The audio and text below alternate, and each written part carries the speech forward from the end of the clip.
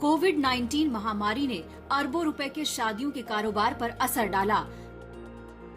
Lockdown के दौरान तकरीबन 84% वेडिंग इवेंट्स कैंसिल हुए हैं।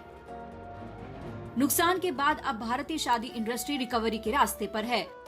लॉकडाउन से अप्रैल मई में हजारों शादियां टल गई थी। अब नवंबर दिसंबर और अगले साल के लिए शादी के वेन्यू से लेकर दूसरी जानकारियां जुटाई जा रही हैं। हालत ये है कि नवंबर दिसंबर के 4 सबसे शुभ मुहूर्त पर दिल्ली में वेडिंग वेन्यू नहीं मिल रहे हैं। शादी के लिए वेन्यू की सबसे ज्यादा मांग 25 नवंबर यानी तुलसी विवाह के दिन है।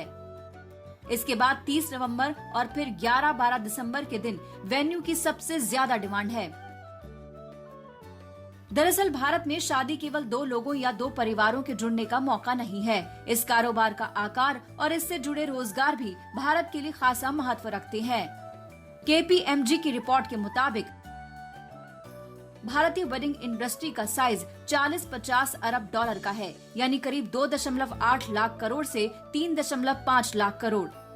2021 में वेडिंग इंडस्ट्री का आकार बढ़कर 56 अरब डॉलर होने का अनुमान है। ये अमेरिका के 70 बिलियन डॉलर के वेडिंग मार्केट के बाद दूसरा सबसे बड़ा वेडिंग मार्केट है। इस असंगठित कारोबार में वेन्यू सेगमेंट की हिस्सेदारी 50% है, जो करीब 1.50 लाख करोड़ का है और सालाना 20% की दर से बढ़ रहा है। एक शादी पर औसतन 5 लाख से लेकर 5 करोड़ तक खर्च होते हैं। केवल डेस्टिनेशन वेडिंग का ही सालाना कारोबार 45,000 करोड़ का है।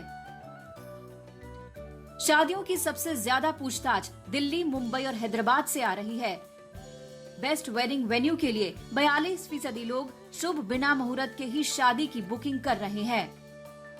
मेरी ऑब्जर्वेशन में जो सबसे बड़ा मैंने जो चेंज देखा, परिवर्तन देखा, उसमें लोगों की सोच में, प्रेफरेंसेस में जो रिजिडिटी थी, पत्री मैचिंग को लेकर, आप बोले हाइट को लेकर, कास्ट को लेकर, प्लेस को लेकर, उसमें काफ़ी बदलाव आए हैं और लोगों ने काफ़ी फ्लेक्सिबिलिटी इसमें अपनी रखी है।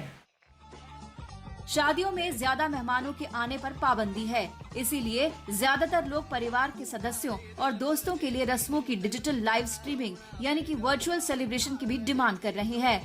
साथ ही लोगों में कम मेहमानों को लेकर भी शादियों के नएपन के साथ भी उल्लास है।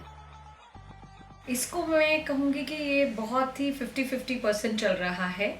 गवर्नमेंट की इस पॉलिसीज़ का कई लोग लाभ भी उठा रहे हैं, जिनको लग रहा है कि भाई इमीडिएट फैमिलीज़ के अंदर हम लोग सेरेमनी तो कर सकते हैं, लेकिन हम बाद में सेलिब्रेशन कर लेंगे जाके। तो कई लोग इस चीज़ को पॉजिटिव लेते हुए शादियाँ भी कर रहे हैं।